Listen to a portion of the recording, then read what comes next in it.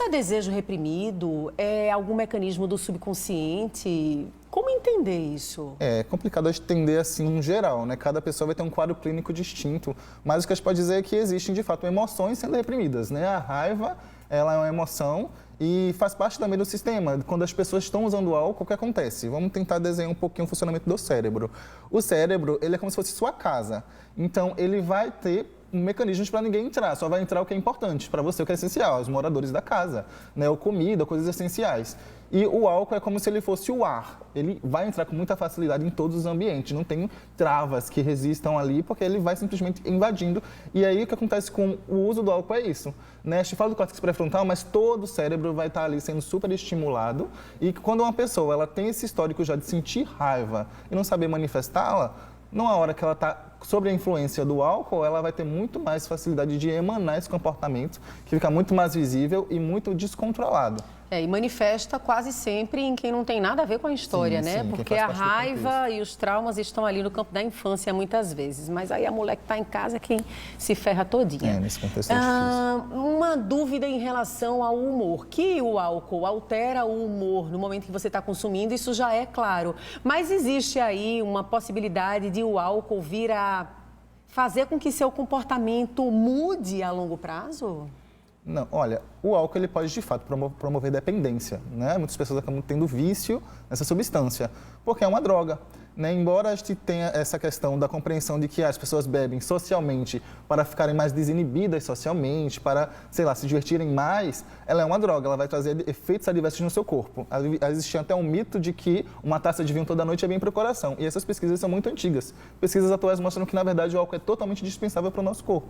Então, é importante a gente entender o uso dessa bebida no contexto das pessoas, né? E aí a gente consegue pensar em cada caso, né? Como é que a gente pode entender o que está acontecendo naquele sujeito. De modo geral, o álcool é totalmente dispensável e quando acontece, a gente precisa sempre usar da moderação, né? E quando a gente tem situações onde as pessoas não conseguem usar da moderação, a gente entende que, de fato, se trata de uma dependência química, uma dependência dessa substância do álcool, que às vezes precisa de tratamento, né? De internação, dependendo dos casos. Exatamente. Pessoal, nós estamos aqui com o psicólogo Matheus Xavier falando sobre o impacto do consumo excessivo de álcool na vida de uma pessoa. Estamos falando aqui com ele enquanto psicólogo, mas uma nutricionista com quem conversei na semana passada afirmou que existem estudos que apontam que o uso do álcool também derruba o metabolismo corporal.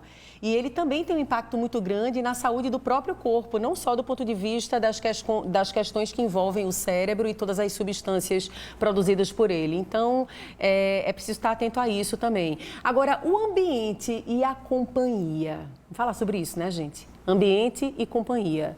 Influenciam tanto quanto a bebida na forma como a gente se comporta? Com certeza, né? O ambiente que você está, ele pode ser totalmente estressor para você ou ele pode promover muito bem-estar. Então, com certeza, o ambiente ele facilita muito o tipo de expressão de comportamento das pessoas. E não necessariamente precisa do álcool para isso, né? O álcool acaba sendo um acompanhamento a mais nesses ambientes como uma ferramenta de socialização, né? Um item para a socialização. Mas o ambiente em si ele é totalmente favorável à expressão das pessoas. Então, uma pessoa, dependendo do ambiente, ela pode muito bem expressar raiva, ou expressar alegria, expressar bem-estar, sem necessariamente precisar do álcool. Tá. Existe alguma forma de a gente identificar, acredito que sim, imagino algumas delas, alguma forma da gente identificar quando o consumo do álcool está ultrapassando o limite, ou seja, colocando em risco o seu próprio bem-estar ou o bem-estar de quem está ao seu lado. Eu pergunto isso, pessoal, porque vocês estão acompanhando, certamente vocês conhecem alguém que consome álcool desmedidamente e normalmente essa pessoa é a que nega. O que é muito complicado, porque para ela está tudo sob controle. Ela rechaça a ideia de que é alguém que está sendo vítima de um processo que envolve vício.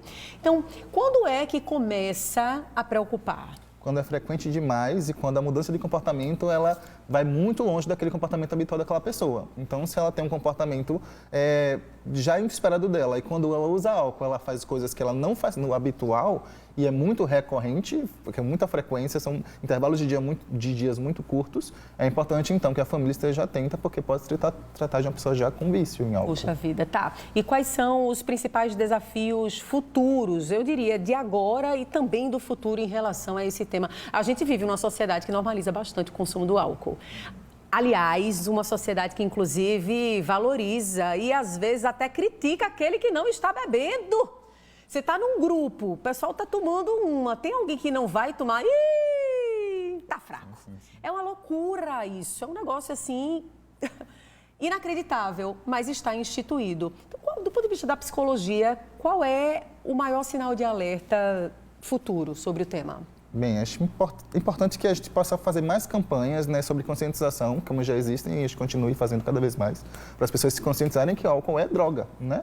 E que a gente possa também promover a importância da psicoterapia, porque muito do vício está associada a questões que essa pessoa está negando e o que o álcool ajuda ela a negar cada vez mais, né? Então, muitas vezes a gente tem um uso desenfreado de álcool, mas se essa pessoa começa um tratamento, faz terapia, ela se abre para o tratamento, a gente percebe uma melhora gradual muito rápida.